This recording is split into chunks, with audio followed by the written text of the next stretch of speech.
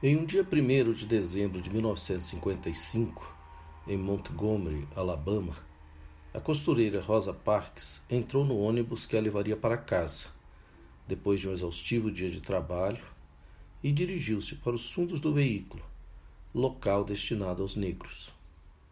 A lei no Alabama era clara. Os brancos sentavam nas filas da frente e os negros nas filas de trás.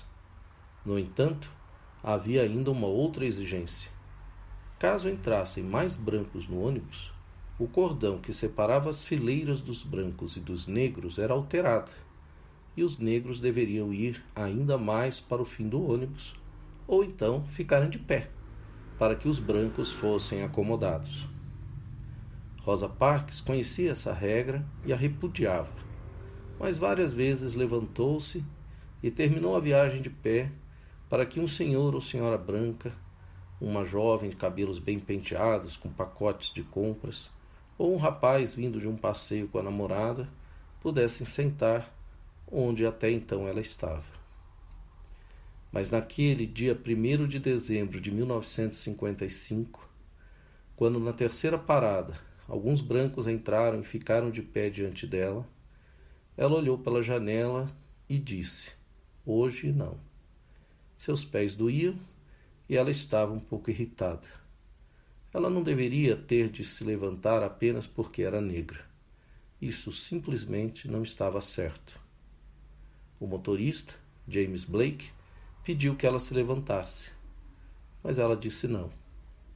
Ele então alertou-a, como se fossem duas pessoas em uma conversa amigável, sobre o mero cumprimento de uma regra conhecida por todos e obedecida por pessoas boas e sociáveis.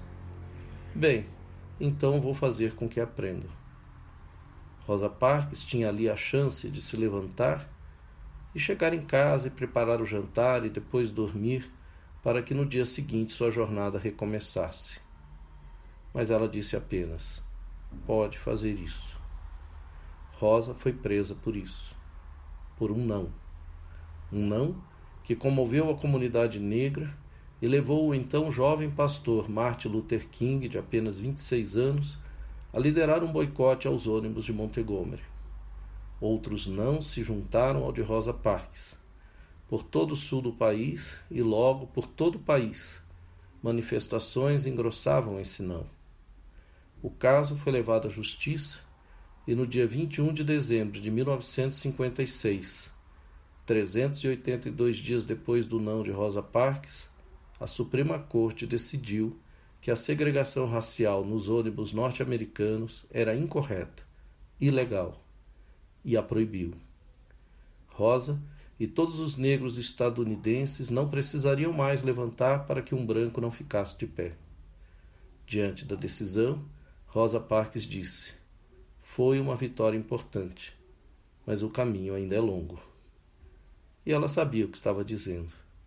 Perseguida por supremacistas brancos, Rosa teve de se mudar, primeiro para Virgínia e depois para Detroit, em Michigan.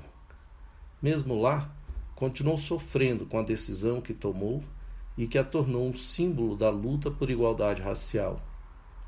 A igualdade incomodava quem considerava que era mais igual do que os outros e que via seus privilégios como direitos inalienáveis.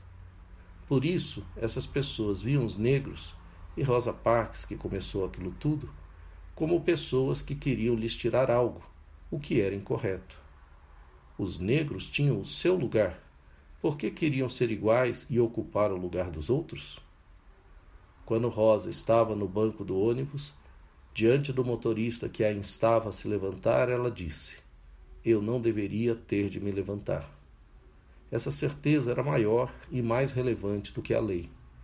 E por isso ela foi presa, porque havia uma lei que a proibia de ter a dignidade de não se considerar menor ou inferior aos outros e defender essa dignidade em público. Mas a lei acabou modificada porque cerca de 40 mil outros negros que usavam o sistema de ônibus em Montgomery também disseram não, abalando a saúde financeira dos empresários do setor. E porque negros, e muitos brancos também, de todo o país, se juntaram às manifestações e marchas de protesto contra a lei que difamava todas as consciências dos que tinham consciência, segregando pessoas como se umas fossem superiores a outras. Até que a lei foi modificada.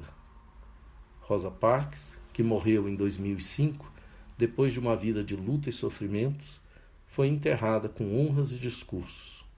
Sua vida não foi em vão, porque ela soube que há um momento no qual temos de decidir se dizemos não ou baixamos a cabeça. E baixar a cabeça impede que olhemos para frente.